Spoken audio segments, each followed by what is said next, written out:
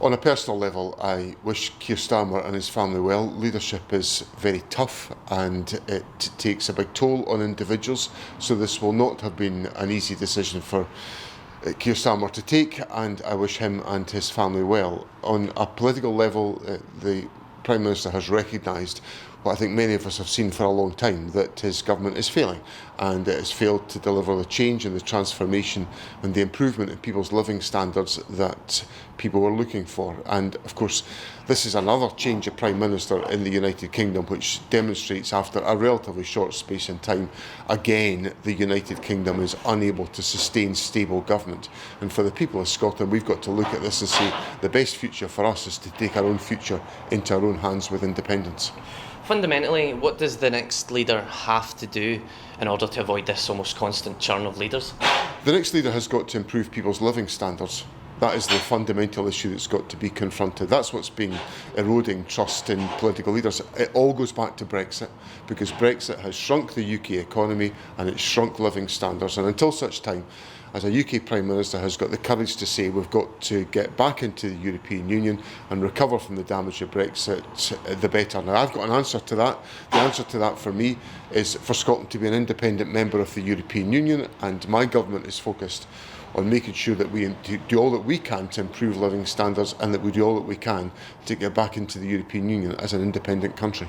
You're saying this shows the need for independence, but what does it say about the independence movement that despite this constant churn of leaders, both Tories and now Labour, the polls for independence have basically been static for years? Well, what the recent polls demonstrate is a pretty consistent lead for support for Scottish independence, and that's been but it's still a lead, and it still demonstrates that strong support for Scottish independence. We've just had a Scottish parliamentary election in which the Party of Independence has just been returned to office after 19 years in office with a commanding lead over all of our political rivals. So what I think it demonstrates is that more and more people in Scotland are looking on at the Westminster chaos and seeing that that does not provide any answers or any solution for the people of Scotland, and that independence is the way to take forward our country's political future. What do you think Keir Starmer's legacy will be? I think Keir Starmer has, probably the most important thing he's done is he's kept us out of the war in Iran, and that's been a benefit to us all. I think in other respects he's tried to make headway on issues in which I have significant sympathy, such as on the child poverty agenda, but even then the effort was half-hearted. It wasn't bold enough, it wasn't dramatic enough to make the type of progress that we've made in Scotland because of the bold action that we have been prepared to take. But fundamentally, the Prime Minister will have to look back on the last 2 years and realise that he's not delivered the change that he promised the people of this country. It looks like we're going to be in a situation where Andy Burnham will become the next Prime Minister, a politician who wasn't even voted in 2 years ago when Labour won that landslide majority, the majority that he will need to form another Labour government. Should there now be a general election? I think there's a very odd set of circumstances surrounding Andy Burnham becoming Prime Minister, if that is in fact what happens, because the Labour Party clearly was elected with a substantial mandate 2 years ago. That mandate has essentially been failed by the performance of the UK Labour government. I think it's important that we focus on improving people's lives, and that's exactly what any incoming Labour government should be focused on, and that may well be the challenge that falls to Andy Burnham. Do you want a general election? I think if there's to be a general election, we'd be ready to fight one. But I think what's important is that people's lives are improved. I think that's the biggest priority. So Andy Burnham, if he becomes the Prime Minister, has got to deliver the improvements and the changes in people's lives. And we've just had an election in Scotland which the SNP has won commandingly, and I'm focused on delivering for the people of Scotland, and it would be helpful if we had a Labour government in the United Kingdom that was focused on exactly the same thing. First Minister, in previous years when Tories have stepped down, you've called, and your party has called for a general election to be held. You're not doing so now. Why is that? Why don't the same rules apply? Well, I think what's important is that we're facing a moment just now where people are facing real acute difficulties, and they want their politics to work for them. They want there to be an improvement in their living standards. That's what I'm focused on. I've just won an election, and I'm focusing on improving people's living standards.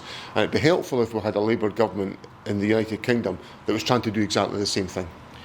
If Andy Burnham does become Prime Minister, do you think that would improve relations between your government and the government in London? I think there's a few things that will determine that. I obviously would want to get into a constructive relationship with the UK Prime Minister, and if it is Andy Burnham, then of course I will engage. I know Andy Burnham well, and I would be happy to engage constructively with him, as I have engaged constructively with Sir Keir Starmer. But there's a few other imponderables in all that. The first thing is that Andy Burnham would have to fulfil his rhetoric on devolving more power from Whitehall. He's been a trenchant critic of Whitehall, of Westminster control and Westminster dominance. He's all argued for power to be devolved to local communities. So I'm all for that, because I'm a Scottish nationalist that wants Scotland to be an independent country. So the first big test would be whether or not he's prepared to devolve the type of responsibilities that would give Scotland the opportunity to progress. And the second thing is that he'd have to choose representatives of his government that can construct a positive working relationship with Scotland. And that doesn't include the current Secretary of State for Scotland, who has soured relations between the Scottish Government and the UK Government. So the first thing Andy Burnham would have to make a careful choice about is who's his representative going to be in Scotland? And is that person going to be an ally in constructing good relations between the Scottish Government and the UK Government, or an opponent of such an approach? Will Andy Burnham be better than Keir Starmer? That's for the Labour Party to decide. It's not up to me to cast a judgment on Labour governments. It's up to them to make their choices. What I'm interested in doing is working constructively to improve the living standards of people in Scotland, and that's what occupies all of my thinking.